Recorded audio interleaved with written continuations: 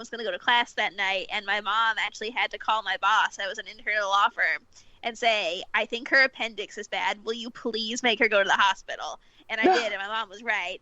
But I told her, I said, I blame my mom, because when you're a kid, and you say you're sick and you don't want to go to school, your mom's like, suck it up, go to school.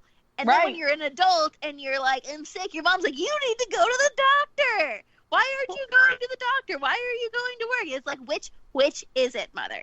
Where was the sympathy when I was in 4th grade and wanted to sleep in? Right. Well, we all know my mother has no sympathy. She'll just euthanize a cat. It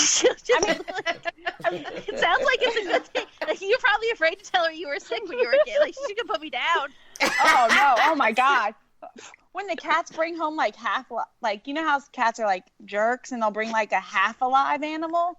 My mom's job is to finish it up. Oh, my God. She's like, I can't watch the snake just slither to death. So she's like, I'm going to go get a bag and just put it, I'm going to hammer it. She hammers it? Your mom's like the wow. World. No. So that's happened to me a couple of times. Usually that's my husband's job, but if he's out of town and we have a half-killed animal, I usually scoop it up with, like, the big, like, garden shovel, and there's a creek right behind our house, and I just drown it.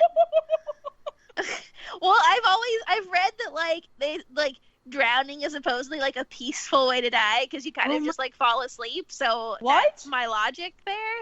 I don't know. Fight before. I mean, how is drowning worse than getting bashed with a hammer? You don't I don't do any of that. I just let Serena, I say, you know what, Rini, you go do your business. I'm not going to watch it, though. Oh, if the cat's still messing with it, yeah, I just let nature take its course. But if he gets bored with it and it's still not totally dead, then I usually just put it in the creek. In the creek. Because I don't know what else to do. Yeah. Yeah. Well, all right. I'm learning. Now that we sufficiently pissed off PETA. Yeah. Exactly. But okay, one more dead animal story. This is hilarious. So I used to swim. I swam in high school, and I had a swim meet. And there was like one way you get out of there's several ways you get out of my neighborhood, but there's only one way that we always use. And so the next day, or so we left for the swim meet, and my dad went another way. I'm like, that's weird, but whatever. Like, it's 7:30 in the morning. I have to go swim, so let's get this over with. So I do my swim meet. I come home, and I have my cat. Her name was Murmur. So Murmur's sitting on my bed, and my dad walks in, and he goes, "Oh my God, she's alive?" And I was like, "Yeah. What did you think happened to her?" She was like, "Oh, there was a dead cat on the boulevard, and I thought it was her. So I went and scooped it up, and I have it for us to bury." And oh, dear. Like, first of all, that's not our cat. Oh, my God. Second of all, you couldn't tell, like, that it wasn't our cat? And he was like, well, I mean, it was squished. It was, generally the same color. You didn't pull the dental records? She was a calico cat, so it's not like she was, like, all black. To be fair, those are a little difficult that would be difficult to identify. Well, my dad, like, picked up a spare cat, and I was like, you need to go put it back down so someone else sees it, so they know their cat died. No. And my dad was like, no. Oh, so what did you do? What did he do? Oh, he just put it in the trash can. No! Well, I have a story about a cat, Danielle, when she goes home to her parents once a week for dinner, and she had to run downstairs into the freezer and get something for her father, and she opened it, and she, like, freaked out and was startled because it was a frozen cat. In a bag. What? Oh, no. Were they eating it? She was like, what's going on? Well, apparently her sister's cat had died, which she knew but they wanted to bury it with all the other pets from Pet Cemetery in their yard. But it was too cold out and they couldn't dig. So they had to put it in storage until the ground thawed out. So. See, that's why I'm glad I'm from the South. That's never an issue. Yeah, that's true. Although that does remind me. Okay, so I have a question. My mom thinks I'm a little weird, and she's like obsessed with cats too. And my husband definitely thinks it's weird. So when my cats die, assuming we're still living where we're living right now, which will not be our forever home, I don't want to bury them because then some other clown's gonna move in and put like a hot tub on top of them. And right. I just can't. This is. I have a news story after this, Margaret. So go ahead. It's related. So rather than have them be under someone's hot tub, I want to have them cremated, and I'll keep them in little urns. And then when we live in a house that we're going to be in like forever, I'm going to make like a nice little pet cemetery in the corner of the backyard. Or my husband just thinks keep this is totally nuts. Why don't you just keep their ashes? Danielle has her cat's ashes. They're lined up on. Before you know it, we're going to have a whole collection. So not that weird, right? No. The problem with ashes are like, so say when you die. Yes. Like you have to have those buried because when my boss died, we had ashes. I had human ashes I had to dispose of. I had I had dog ashes. There was just ashes everywhere. And I was like, wait, I have a question. What do you do with the human ashes? The human ashes, so it was his wife's who was a jerk. And her ashes already had a problem. Did I told you the story when I had to dump her ashes in the cookie jar? No. I vaguely remember this, but I forget now. So her urn broke, and we were like, oh, this cookie jar looks the same, looks like an urn, let's put it in there.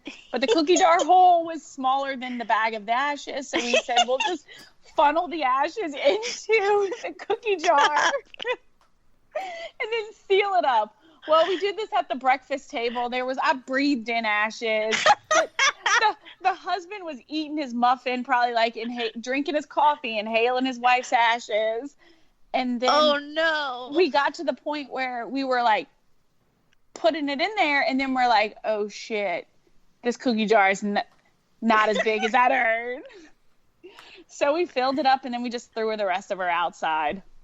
And but then when he died, I just boxed it up and I put the name of the person it belongs to, and I gave it to the executor, and I put urn on the side of it. And I said, that's your job. You contact them. Oh, good Lord. I was about to say, I hope I don't end up in a cookie jar one day, but actually that would be a very appropriate place for me to end up. I mean, it was a very pretty cookie jar. It was like the ones that are like the Chinese looking ones that are white and blue. Yeah. Blue? Oh, so I'm when you say cookie jar, I'm picturing the one from like the early 90s. It's like the plastic cow that like moves when you open his head. No, this is a high class cookie jar. Okay. Are they called like ginger vases? Is that what they're called? Ginger jar. My mom has a bunch of ginger jars. Yeah. Maybe that's a better name for it, but I think cookies were held in this one before ashes were. Okay, so it's not the moo cow. Yeah. All right, so I have a news story that is also going to, you guys can give me your opinions and what you would do, okay? So this lady put in her will that her beloved pet dog is to be put down and buried with her when she dies.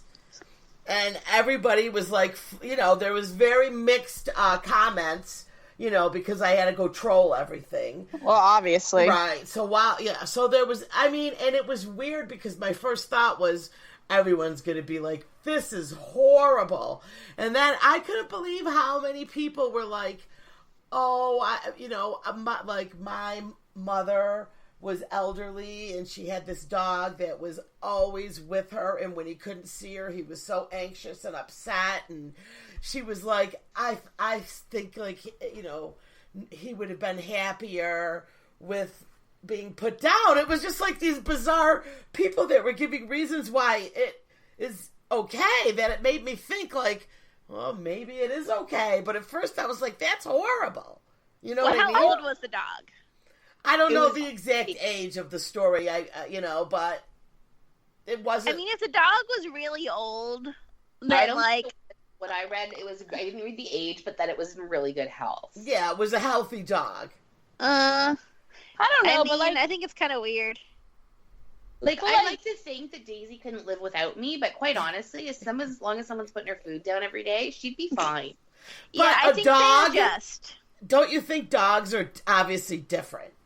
I mean, no, in fact, I feel like I'm uniquely qualified to speak about this because the dog that we got, that I'm sort of ambivalent about, he was 7 years old when we got him, and they found him as a puppy. And he's very much like a nervous basket case kind of dog, and he's adapted just fine. Well, so your team Liv. I'm team Liv. Okay, so where did you Margaret, where did you acquire your dog? So, it's actually kind of a funny story given what we're doing right now. A podcast that I'd been listening to for years put on their Facebook page, and they're based out of Atlanta, which isn't that far from where I live. Right. A picture of this dog, said he needs a good home. He not good with children, but fine with cats, which is perfect for our situation. My husband had been wanting a dog, so I just messaged them and said, like, we might be interested in. Turns out it was actually the producer of the podcast dog. And so she brought him down here, and the reason they had to get rid of him is because they had a baby, and now the baby's like a toddler, and given his neurotic tendencies, the kid was like freaking him out, and he was snapping at her, and they tried everything to get it to like work out, and they just couldn't. So we now have him, and he's been just fine.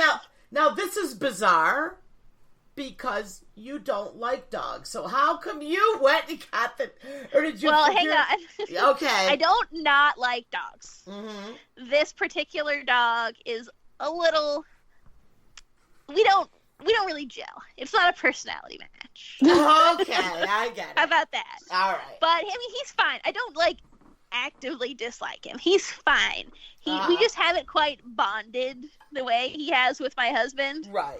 Which is fine because my husband's the one that had been wanting a dog. Really, okay. Anyway. So and also my cat, he occupies my entire heart. There's really no room for anyone else in there as long as he's alive. All right, I get it. But yeah, so. But, yeah, the point is he's adjusted just fine. So you're saying the dog will adjust no matter who takes him? Yes, our dog's a nutcase. He's neurotic, he's afraid of everything, he's very clingy.